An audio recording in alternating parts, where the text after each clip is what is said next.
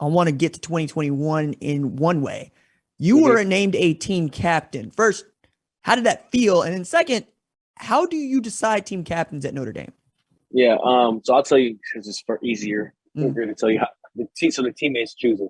We all go into a meeting room. There's a list of everybody that's on the team, and just everybody on the team chooses who the players are, chooses who the captains are, and then once that is chosen, the coaches weigh in on the decision, and then the athletic director and his staff also weigh in on the decision. So it kind of goes in like a three rank kind of thing.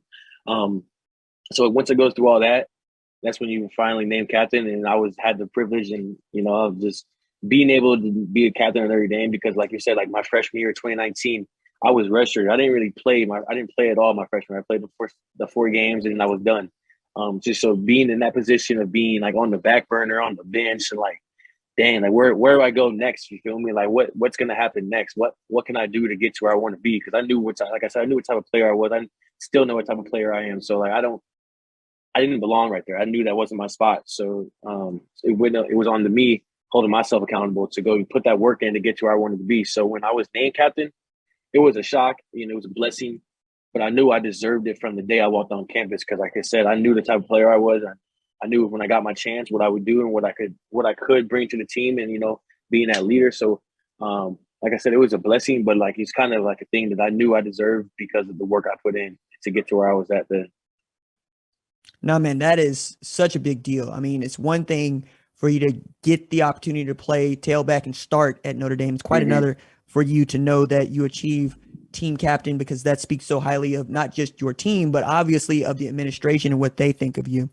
But this Right. is also coming on the heels of a pretty outstanding 2020. You were ACC Rookie of the Year on a playoff team. That year, you scored more TDs than any other tailback since Autry Denson, which I think is 1998. My goodness. And you had some outstanding games. I wonder which game did it come Mm. together for you where you started to achieve that level that you had sought for yourself as a freshman? Yeah. I would say the Duke game was a good start for me. Mm. I was hot in training camp. I was hot in fall camp. I was making plays in fall camp, and I just wanted to be able to translate that into the field. Like I wanted to see if I could really do it. You feel me? Like I can go out there and do what I say I can do. And it's that first Duke game where it was just like it's just football. Like ain't nothing really different from high school, the practice, the games. Like at the end of the day, it's just football, and that's how I was seeing it, and that's how I was able to feel. Coming off that first game, and getting that first game off your shoulders, the first start ever. Just being a college player that you always wanted to be and like, be in that position. I just wanted to know if I was ready for it. And then when I went out there and did what I did best, I just proved a whole lot of stuff, whole lot of confidence, stuff into me. I instilled that in me and not into anybody else. But I just really proved to myself that I could do this. And after that first game, it was just stacking. After that, it was just stacking, doing what like just trying to double what I did. Because I remember telling myself like after that Duke game, I wanted to make sure that it wasn't a fluke because everybody was saying like, oh, okay, beginner luck, all of this stuff. So I was like, man, I wanted to prove to everybody, and prove to I already knew it wasn't a fluke, but I proved to everybody else that this is no gimmick. Like this is who I am. This is what I do, and this is why I play football and why I love it and why I'm so successful. And I've been so successful at it. So it was after that first game, and then going into the season, like Clemson, those big games like that, UNC, like those were just the games. You just added confidence, added those boosts to who I am as a player. Well, hey man, it wasn't no fluke. Like I was watching it every step of the way. I'd also point out you went for 185 on 20, well, on 19, not 23, against Florida State, and then of Yeah. course there's that big game against Clemson in South Bend. I was calling national radio that night when it goes into double overtime, so I'm very much Hmm. locked in. I wonder how did it feel for you to have such a role in rolling up Clemson Yeah. on your way to a college football playoff appearance?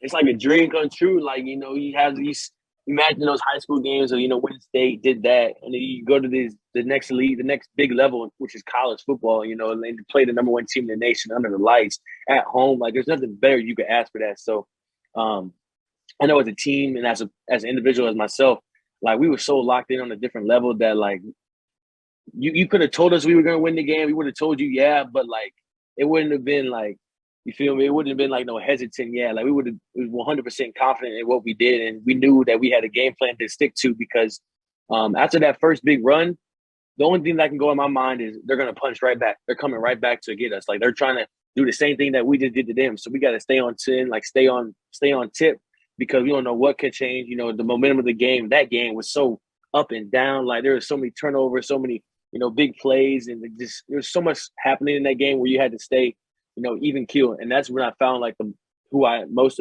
about me in that game is like being able to fight through the trenches. Like they were calling me in 3rd and 1. I'm trying to go run somebody over, go get a first down, go get a touchdown. Like at that point, it didn't matter. Nothing else mattered besides getting that the first down on the touchdown. And so that's what was, you know, so exciting to me, is because like you had to enter to another mental capacity space that, you know, to even be able to step foot on that field during that game. So it proved to us as a team, and like I said, as an individual, like we can tap into a whole nother level and, you know, just play with anybody in the world.